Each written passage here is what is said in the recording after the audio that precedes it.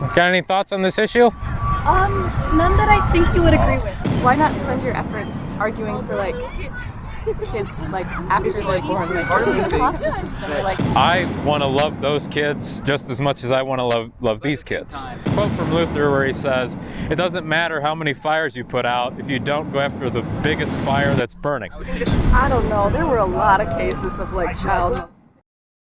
Good afternoon. Got any thoughts on this issue? None that I. Well, maybe we can hammer those things out. We're nice. We're not gonna bite you. Promise. We just want to have a conversation. That's why we're here. There's not gonna be any yelling. Minutes. Okay. What's that? I do have class in 20 minutes. Okay. Well, you make your own decision. We're not about being theatrical and emotional. Okay. So you explain to me what your position on this issue is. I'll start with you because I'm curious to know. Okay. To like address like where the difference is. Like where do you think life starts? I guess. Okay. I believe that life begins at conception. Okay. The scriptures use this language. He knit me, formed me together in the womb, the psalmist says, things like that. I'm a Christian. My beliefs are going to flow from that. And so, yeah, I believe life begins at conception. I believe that the child in the womb deserves the same freedom, liberty, and protection that I get. So if someone comes and murders me, the law will criminalize that person. I believe that if someone murders the unborn child, that the same standards should be applied. I think it's based mostly on your religious beliefs then. Well, I don't actually think without God we can account for morality at all. So I don't think that we can make any moral judgments outside of his revealed law. You don't think morality exists outside your religion? And when you say religion, don't think the church building with the elders and the deacons. I mean specifically God. So I reveal that God has revealed himself in two ways. One is creation. I believe that his moral law is actually written in such a way on everyone's hearts that even if you've never heard a Bible verse, you know that it's wrong to murder, you know that it's wrong to lie. But then the primary means of revelation is his word. Either, prophets thousands of years ago, the person of Jesus Christ, now we have his scriptures. Okay. And so if there's no God, then morality would be completely subjective. There would be no ultimate, unchanging standard. So without that standard, I don't think that you can make any moral judgments whatsoever. I mean, I feel like everything's in black and white, right? It's not, or not in black and white. It's like... It depends on what we're talking about. I think that there are some things that are complex. For example, the scriptures will distinguish between manslaughter and murder. And so you actually have a sort of nuance there where, say, the axe head flies off the handle, but you didn't know it was loose, someone gets killed, you're not punished for murder. But if you maliciously and willfully seek to terminate someone's life, so there is sort of that gray area, but what doesn't change is the standard that malicious, unjustified taking of human life is always wrong. So, okay, so I don't know, what I feel like gives human life value is the fact that we have our own emotions and we're like our ability to grow and learn. I feel like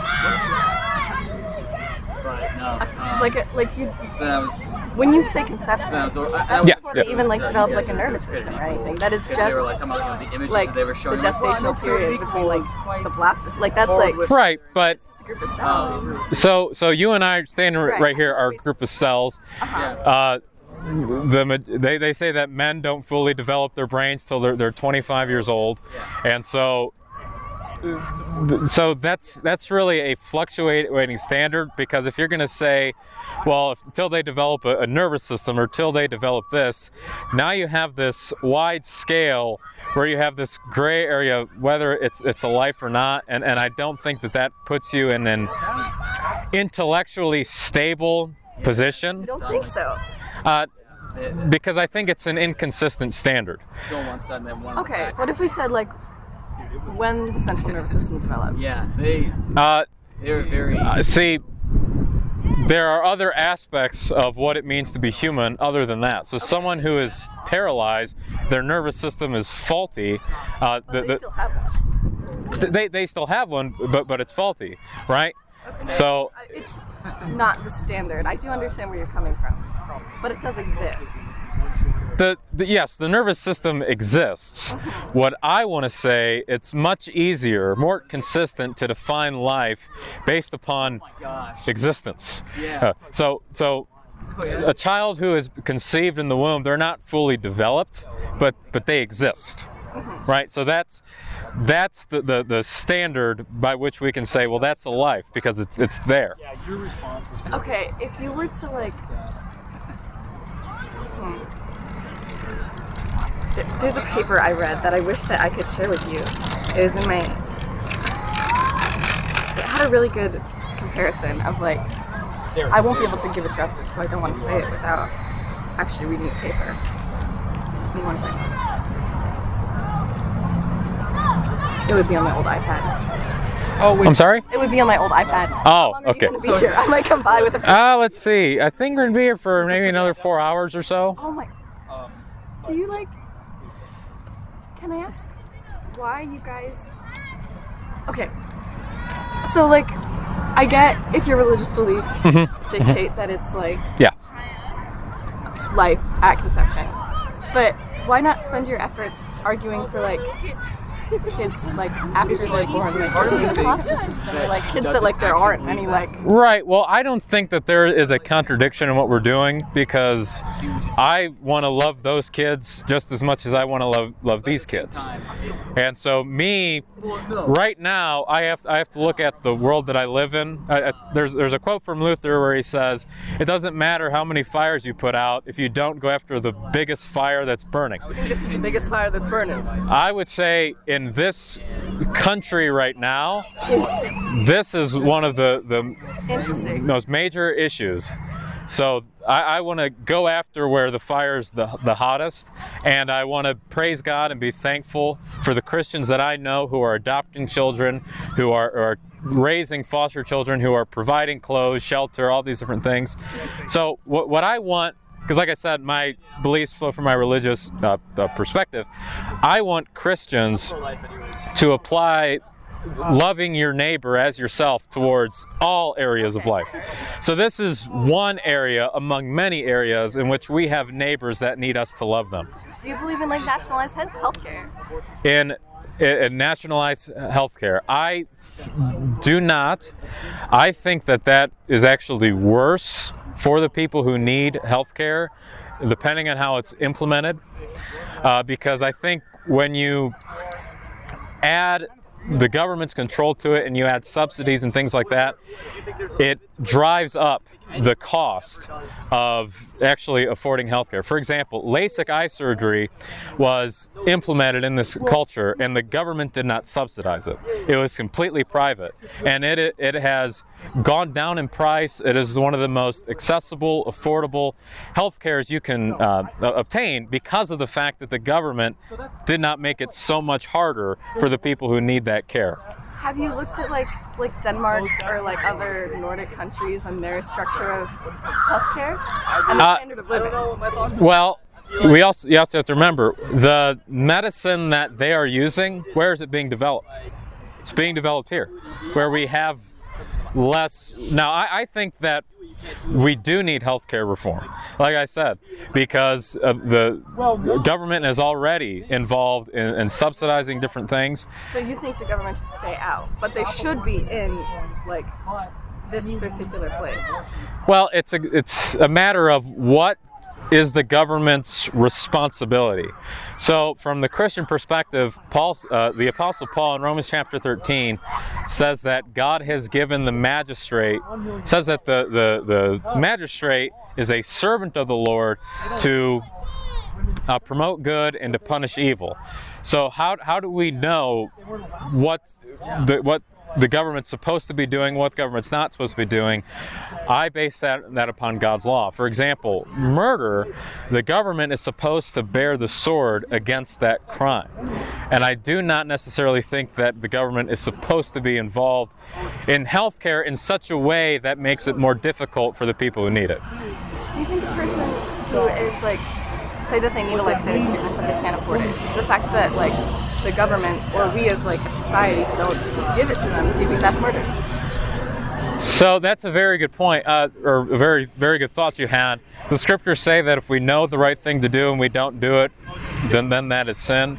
So the question is, does society loving that neighbor and helping and assisting that neighbor to get the treatment that they need, does that mean the government does it? Because I think that when the government seeks to do what Christians who want to love their neighbors should do, it makes it worse. For example, the foster care system needs serious reform in this country.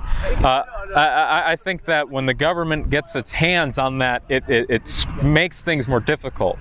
So in the same way, there was... You don't think that we just shouldn't devote more resources to like the foster care system? Well, when you say we, who is the we? I think the government is a reflection of the people.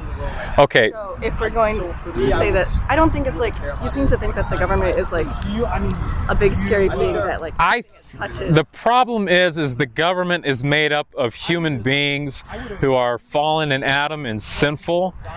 And so that is why even the founding fathers, who are not the most consistently Christian people, recognize that you needed checks and balances. And so, oh my goodness, what was I going to get to? So, the foster care system in this country, there was a time when that was something that was handled by the church. And I think that the church did that well. Once the government got involved, it got worse. I don't know. There were a lot of cases of like child molestation. And the reason that those individual cases were wrong was because of God's word. But wait, back up. Because of God's word. So when you're saying that when the church does things that are against Jesus Christ, that is the fault of those individuals, not necessarily. So I understand what you're saying. But then I also want to say, because we were talking about healthcare, prior to the Industrial Revolution, people generally stayed closer with their families. They lived off of their own crops that they grew and everything like that. It's really only until after this post-industrial period where we're so individualized that now, rather than the family taking care of each other when they need health and sickness, now everything is so individualized and privatized where you don't have the built-in structures in place to love the neighbors who are in need. Healthcare should be privatized. That we can agree on. Okay, so I'm not saying privatize healthcare. What I'm saying is human beings we're so individualistic. We're not part of family units anymore. Whereas the family unit at one point would care for the elderly, the sick.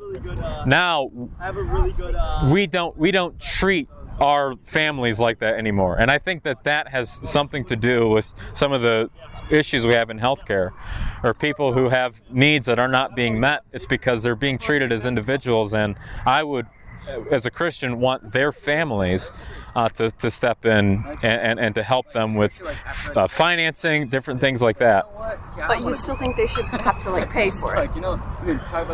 Because the contrary solution to that, which is socialized medicine, gets you into... Now I see you're really, really happy about that. Hold on, my class does start in 5 minutes, so I do need to run, but you can finish with that. Okay, what I was going to say is trying to access healthcare in places like Canada is much more difficult. You have a much longer waiting list than in this country, and it is a direct result of that. But no, it's a direct result of only the people who can afford these treatments can get them. So yes, you get it faster, but it's only if you can afford it. And so what I want is to end the government subsidies in medicine and healthcare that are driving the prices.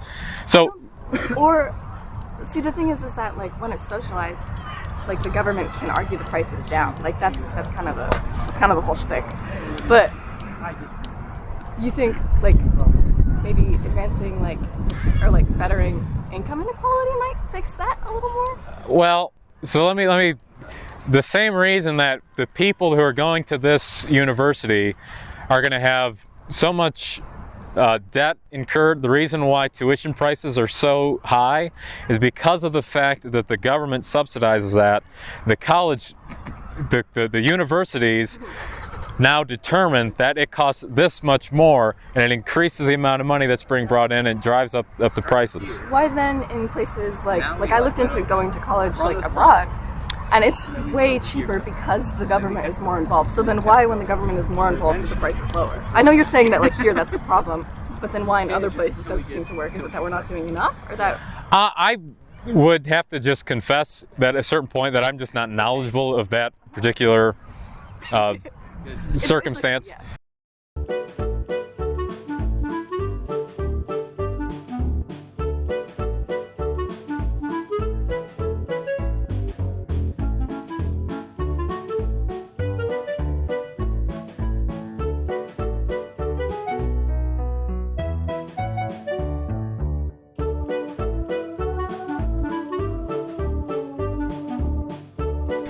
But okay, so we start off, and you have to get to class. Yeah. If you do return, maybe we can get back onto the issue that I came out here for, which was life. I know, but I know my whole point was that if you want to care about life, you want to make sure that you're looking at it at a holistic point of view. Absolutely. Okay. But, So we agree on that principle. You enjoy yourself. okay. Thank you for talking. Yeah.